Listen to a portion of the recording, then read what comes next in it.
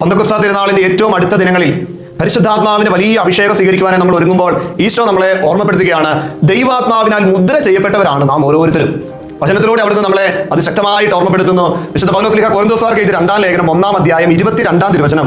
അവിടുന്ന് നമ്മിൽ തന്റെ മുദ്ര പതിക്കുകയും അച്ചാരമായിട്ട് തന്റെ ആത്മാവിനെ നമ്മുടെ ഹൃദയങ്ങളിലേക്ക് പകരുകയും ചെയ്തിരിക്കുന്നു. നോക്കിയേ, പരിശുദ്ധാത്മാവിനാൽ മുദ്ര ചെയ്യപ്പെട്ടവരാണ് നാം ഓരോരുത്തരും. മാമോദീസായിലൂടെ, സ്ഥൈര്യലേപനത്തിലൂടെ, ഓരോ കൂദാശകളുടെ സ്വീകരണത്തിലൂടെയും ഈ ആത്മാവിന്റെ അഭിഷേകം നമ്മിലേക്ക് പകർന്നു നൽകപ്പെട്ടിട്ടുണ്ട്. എന്ന് വെച്ചാൽ പരിശുദ്ധാത്മാവിനാൽ മുദ്ര ചെയ്യപ്പെട്ടു എന്ന് പറഞ്ഞാൽ ഇതൊരിക്കലും മായാത്ത മുദ്രയാണ്.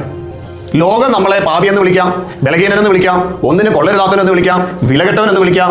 അങ്ങനെ പല പേരിട്ട് വിളിക്കുമ്പോഴും ദൈവം നമ്മളെ നോക്കി പറയുകയാണ്, നീ ദൈവത്തിന്റെ മകനാണ്, നീ ദൈവത്തിന്റെ മകളാണ്. കാരണം നീ എന്റേതാണ്, ഞാൻ നിന്നെ സ്വന്തമാക്കിയിരിക്കുന്നു. നോക്കിയേ, പരിശുദ്ധാത്മാവിനാൽ മുദ്ര ചെയ്യപ്പെട്ടവരാ നാം എല്ലാവരും ദൈവത്തിന്റെ മക്കളാണെന്നേ ആ കർത്താവിത നമ്മളെ ഓർമ്മപ്പെടുത്തുക. പന്തക്കുസ്തയുടെ ഏറ്റവും അടുത്ത ദിനങ്ങളിൽ എന്റെ കൈവെപ്പിലൂടെ നീ മുദ്ര ചെയ്യപ്പെട്ടിട്ടുണ്ട്. ഈ മുദ്ര ചെയ്യപ്പെട്ട നിന്റെ ജീവിതത്തിൽ നിനക്ക് ലഭിച്ച എല്ലാ കൃപാവരങ്ങളെയും നീ ഉജ്ജ്വലിപ്പിക്കണം, വളർത്തണം. ദൈവത്തിന്റെ സാന്നിധ്യം, ദൈവാത്മാവ് നമ്മുടെ കൂടെ ഉണ്ടെന്നേ.